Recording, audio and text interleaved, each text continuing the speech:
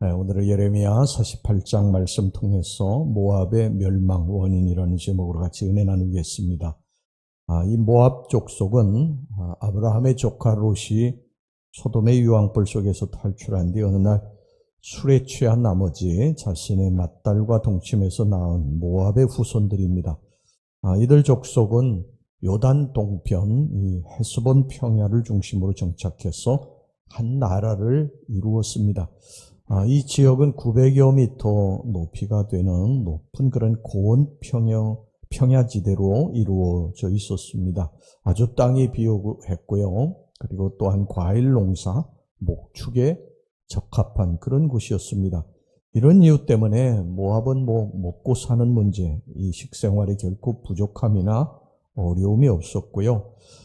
다소 소외된 고원 지역에 위치했기 때문에 비교적 외세의 그런 침입이 적었습니다. 그래서 모압은 오랜 세월 동안 그들 나름대로의 고유한 문화와 풍습을 지킬 수 있었고 또 생활이 풍족하고 여유 있는 삶을 누릴 수가 있었습니다.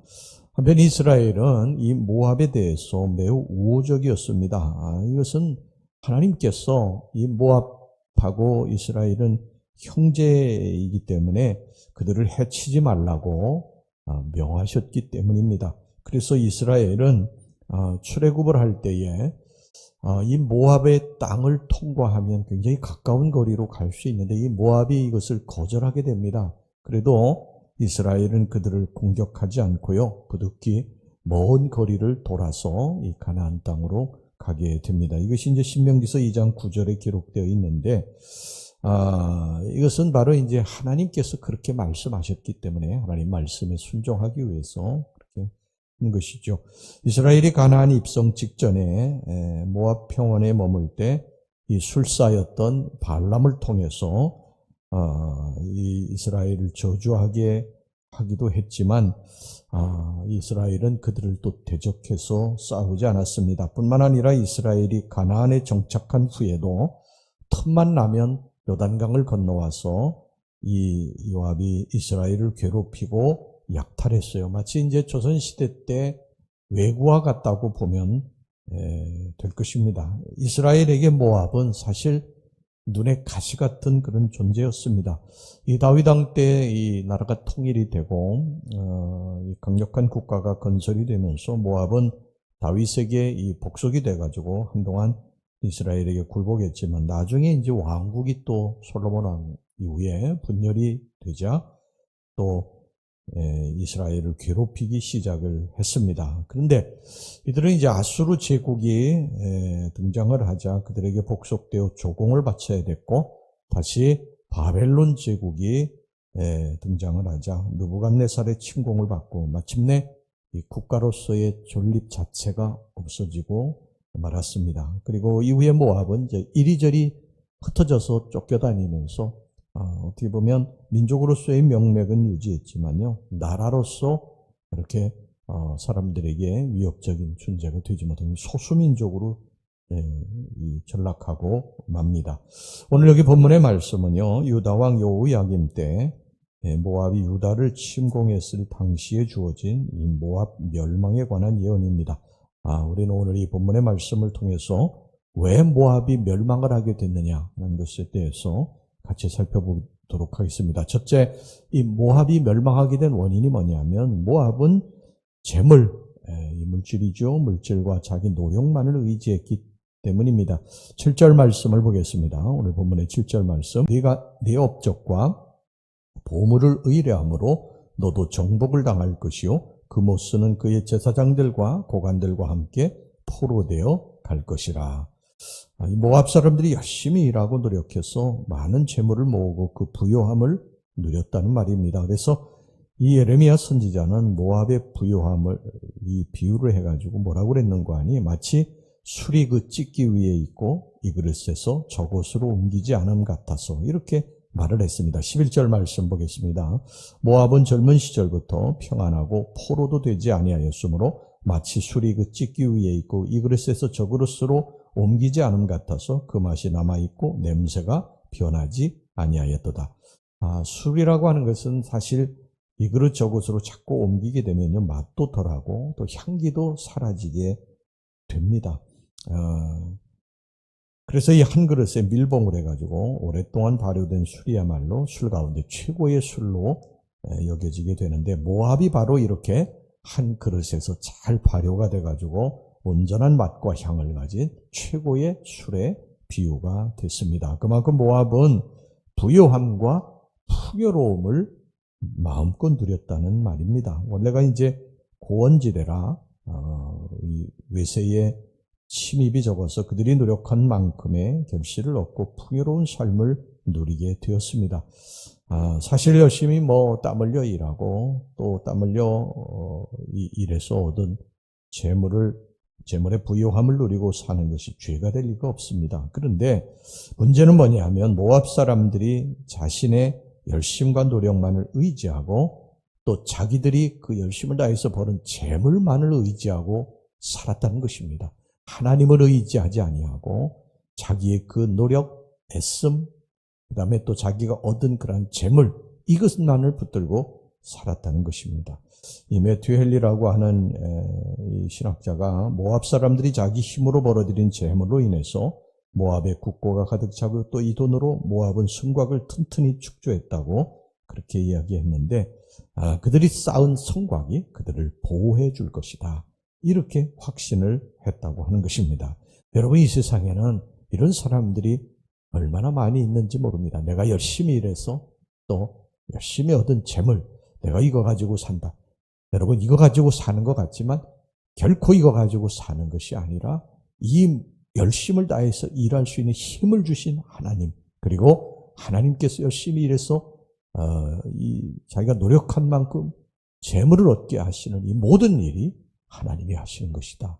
그래서 우리는 하나님 한 분을 의지하고 살아야지 자기 애씀, 수고, 또 자기가 애씀으로 말미암아 얻은 그런 결실, 재물, 이런 것 가지고 사는 것이 아니라고 하는 것입니다. 자신이 쌓아놓은 성벽이 자기를 보호해 주는 것이 아니라 그 성벽을 쌓도록 하시는 하나님, 그리고 또 성벽을 또 무너뜨리실 수 있는 하나님, 이 하나님을 우리가 결코 놓쳐서는 안 된다는 것입니다. 시편 127편 1절에 여호와께서 집을 세우지 아니하시면 세우는 자의 수고가 헛되며 여호와께서 성을 지키지 아니하시면 파수꾼의 깨어있음이 헛되도다, 이렇게 말씀하고 있어요. 내가 만세반석이라고 생각하지만 만세반석 절대 아닙니다. 하나님이 지켜주셔야 만세반석이지, 하나님이 지켜주시지 않으면 우리들이 그동안에 쌓아 올렸던 모든 것들이 한순간에 무너질 수 있다.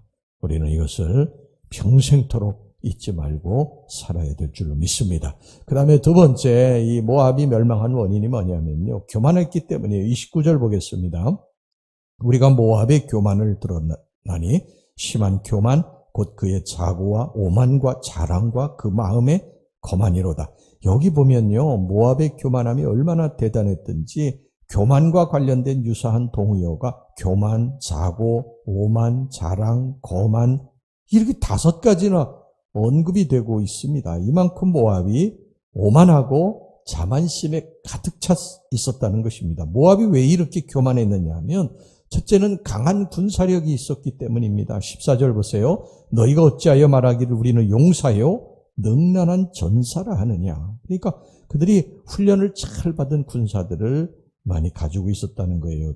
둘째는 뭐냐면 지정학적 원인입니다. 아까도 말씀드렸지만 모압은 900m 이상 되는 고원지대에 살았기 때문에 외세의 침입을 받지 않았어요. 받아도 지정학적 원인으로 모압을 이겨내기가 그들이 힘이 들었습니다. 그 다음에 셋째, 왜 이들이 교만했냐면 모압이 막강한 부와 재물을 기초로 해서 외성을 축조하고 방어벽을 튼튼히 쌓았기 때문이었습니다. 그러니까 지정학적으로 천연요새겠다, 또 재물 풍부하겠다, 국방 튼튼하겠다, 세상에 걱정거리가 없었던 것입니다. 그러니까 이들이 자연히 교만해질 수밖에 없었고요. 바로 이것이 모압의 패망의 원인이 된 것입니다. 여러분, 이 세상 것이 우리를 지켜주는 것이 절대 아닙니다. 아무리 재물을 많이 쌓아놓아도 하나님이 오늘 밤에 우리 영혼을 도로 찾으시면, 또 아니면 하나님이 성을 무너뜨리시면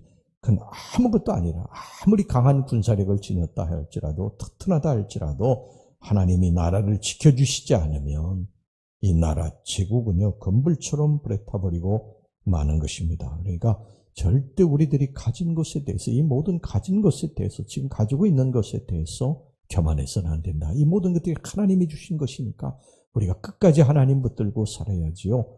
우리가 어려울 때 하나님 붙들었다가, 그리고 우리가 이제 모든 일 잘 되고 평탄하다고 하나님 도우면 이 모든 것들이 다 건불처럼 사라질 수밖에 없다고 하는 사실을 우리가 기억해야 됩니다. 찰스 스윈들 목사님이라고 유명한 목사님이 계시는데요.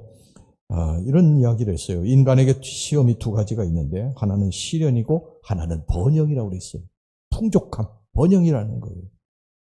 시련을 견딜 수 있는 사람이 100명이 있다면 번영을 견딜 수 있는 사람은 한 사람밖에 없다고 그랬어요. 그만큼 시련 속에서는 우리들이 하나님 앞에 엎드려 기도도 하고 하나님 붙들고 몸부림치지만 이게 이제 해결이 되고 우리가 평안해지고 모든 일이 형통하면 하나님 놓아버린다는 거예요.